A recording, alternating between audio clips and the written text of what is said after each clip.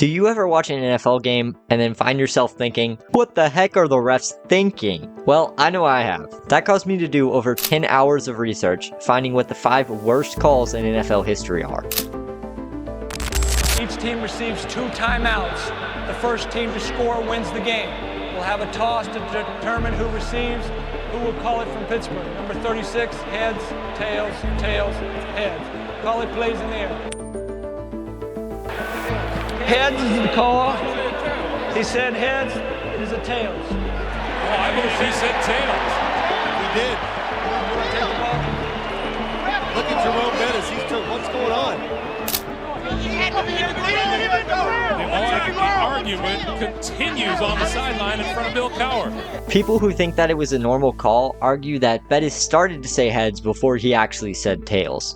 But the ref clearly says to call it in the air. Call it plays in the air. And that's what he does. He calls tails before the coin hits the ground. So I really don't understand why the ref didn't reverse this call. But what's even worse is the Lions would win that game, which means the Steelers would go on a 5-game losing streak and completely miss the playoffs. But this call was not as bad as a call that made a team miss the Super Bowl. And now, ladies and gentlemen, introducing the NFC Western Division champions, the St. Louis Rams. Grant Wistrom. Shotgun snap goes over the head of Sean King, who just bangs it wisely out of the end zone And put their team in the Super Bowl. Warner going deep. Touchdown, touchdown. Out of the shotgun. This time King has protection and throws complete. Bert Emanuel. I'm not sure what's going on. It looks like they might be reviewing something. Yeah, that's good. That's a catch. There's nothing wrong there. Nope. He had possession. Ball might have hit the ground, but he had it. I don't think you can take that one away I from don't him. think you can either. After reviewing the play, the last play, it was determined that the pass was incomplete. It'll be third down at the 36-yard line with 47 seconds on the game clock.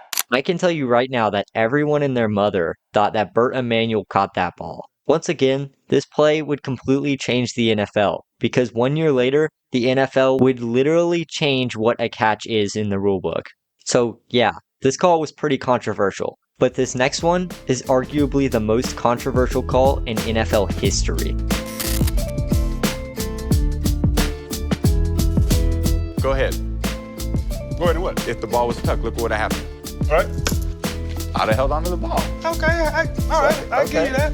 Doesn't take much pressure to knock it out at that point. Go ahead. Fumble. Or, in this case, tuck rule.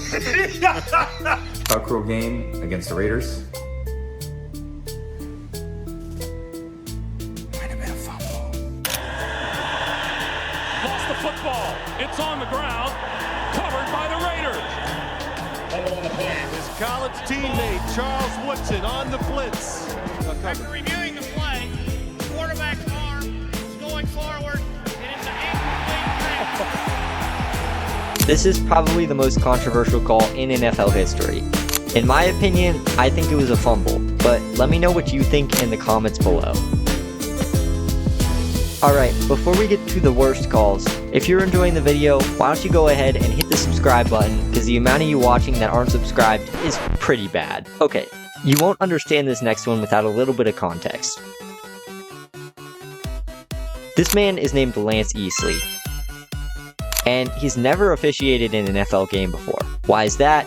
Well, the NFL is in the middle of a lockout, the infamous ref lockout, and for those of you who don't know what that is, that's a time when the NFL refs didn't officiate games due to contract disputes.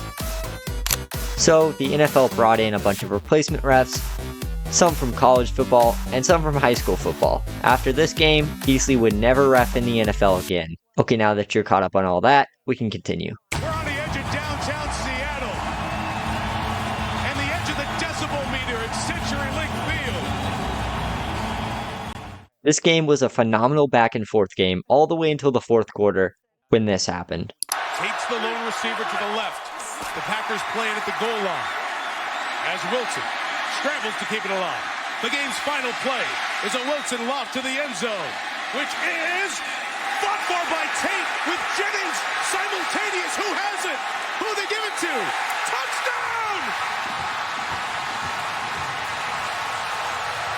Russell Wilson threw an absolute dime to his receiver, who you can clearly see did not catch the ball because it was intercepted. And that's exactly why Lance never officiated another game again. So yeah, that was a bad call. But if you thought that was the worst of it, then you're wrong. No, it's not a bad call. It's not a bad call. That is a horrendous call. That is the worst call that I've ever seen in NFL history. Like, how many things can you miss in plain view at that moment of importance in a game? Quick snap. Breeze. Pass is incomplete. No flag for Tommy Lee Lewis. To each other. Crowd's going crazy as there's no flag right on the same sideline. Well, if Nickel Roby-Coleman plays the ball, it's an interception. It's probably going the other way with it. I mean, the ball's on the other side of Roby-Coleman. This is just so wrong. It feels so bad, and it feels so utterly avoidable that I can't help but say that the worst blown call in the history of sports just somehow got worse. And honestly, who didn't love this team? Michael Thomas, Alvin Kamara, and Drew Brees. I'm pretty sure a lot of people were rooting for this team. But unfortunately, this game would have the worst call in NFL history. Hey you. Yeah, I'm pretty sure you don't have enough ball knowledge yet, so why don't you go ahead and click this video? Yep, Yeah, just go ahead and click it. Okay, I can wait.